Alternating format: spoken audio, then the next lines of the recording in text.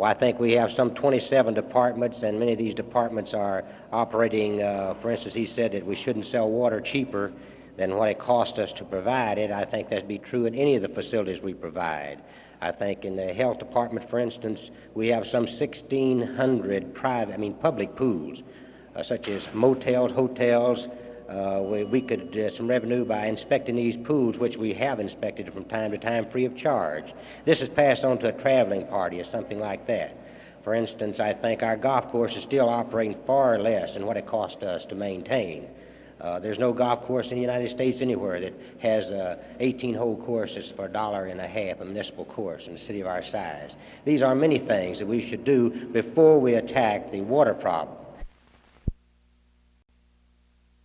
I think it's somewhat of a general feeling that it would probably be best for all concerned if one team of physicians totally disassociated with the transplant team pronounced the prospective donor dead, and then the transplant team with the proposed recipient came in and performed the transplant. That way there could certainly be no accusations made one way or the other. There have been instances that I'm aware of several years ago where an engineer was employed by subdividers to prepare plans and specifications upon which he himself later had to pass. Now, this would prevent that sort of thing. If he were given permission by his department head to do that sort of work, then he would have to let someone else, separate and apart, make the determination on whether they meet the city's codes, city specifications.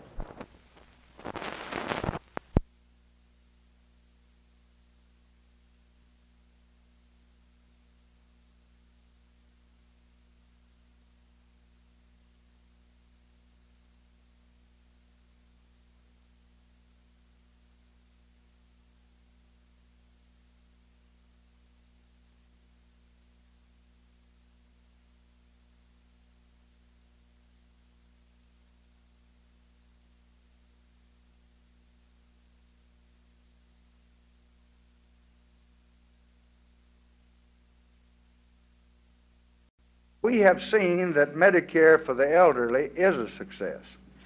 We must now turn our thoughts to another important group of Americans who greatly need our help. Today in this prosperous land, in this year of our Lord, 1968, there are children, little children, who never see a doctor. There are children who are crippled for life by diseases that could be prevented. And that is almost a national scandal.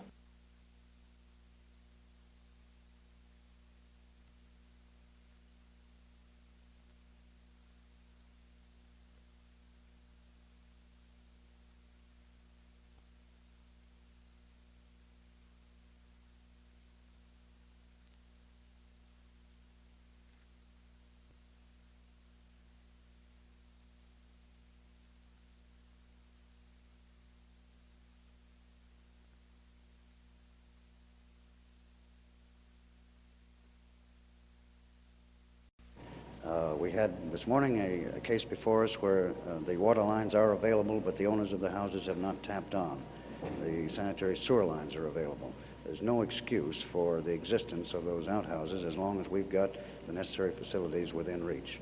Now, what can the city do to order enforcement of those ordinances? Well, they must tie in within 90 days, and obviously somebody has fallen down and not seen to it that they did tie in. And secondly, in the face of the ordinances already on the books, we can take direct action and require something be done about it. And do you feel that the outhouse inspectors are falling behind in their duties?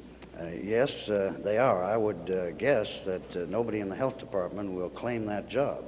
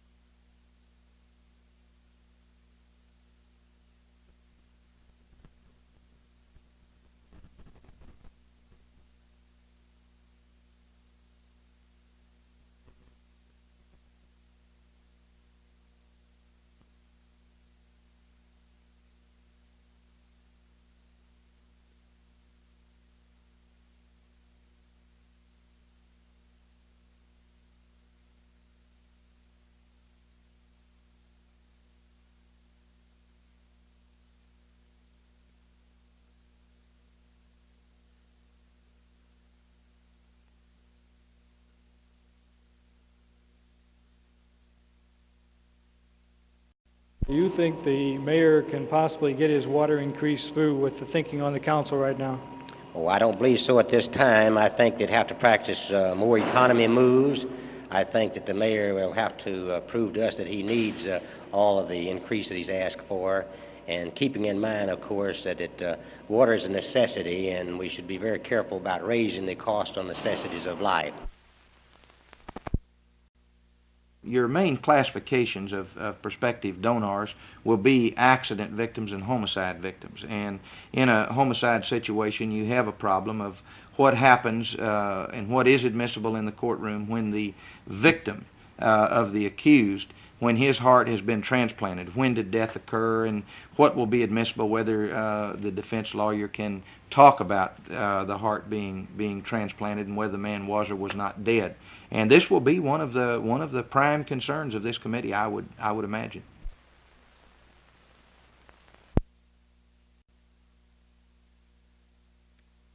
Well, without getting into the political arena, there are a number of candidates making a number of statements. I would think that the problem in Washington, like most cities, is pretty characteristic. We have urban problems. We have had disorders like 150 to 200 other cities.